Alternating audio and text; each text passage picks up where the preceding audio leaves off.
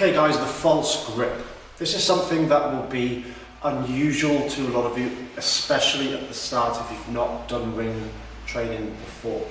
Now, false grip is uncomfortable and it's important to get a false grip if we're going to be able to work towards muscle up, or we want to do other skills on the rings like backward rolls or pelican work or anything that is higher level transition, getting from below to above the rings. Okay, and I will always encourage that we use some chalk. I use liquid chalk here, you can use powder chalk, and what I find is that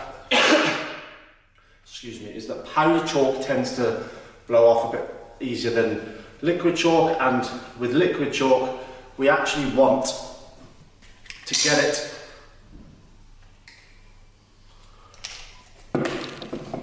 not entirely on the hand, but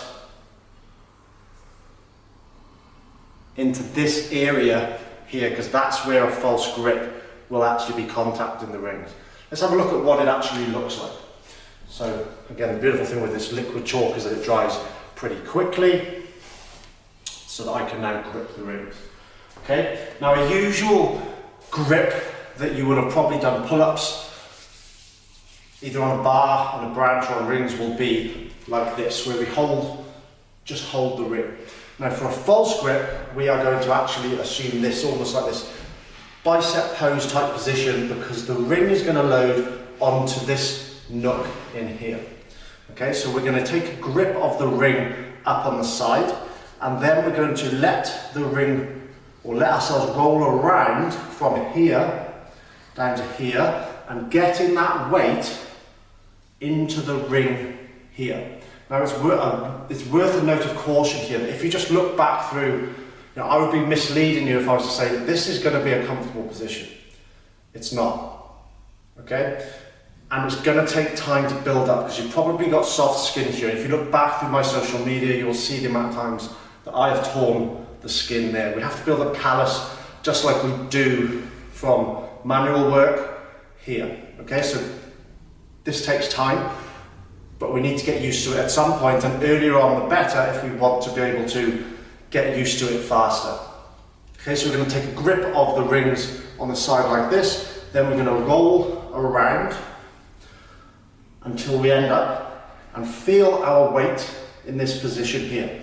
Now, we've got a lot of videos of the different positions for training the false grip, because even an incline row like this, you might find it difficult to maintain the false grip whilst you lock out the elbow without losing the false grip.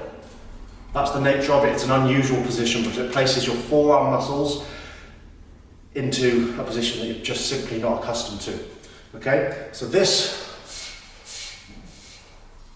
position we call the false grip. It's essential if we are going to be able to pull up to the rings, get through, where we simply, if we're in this position, I can't get through. So depending on your level, we've got lots of videos for horizontal pulling in false grip, pull-ups in false grip, even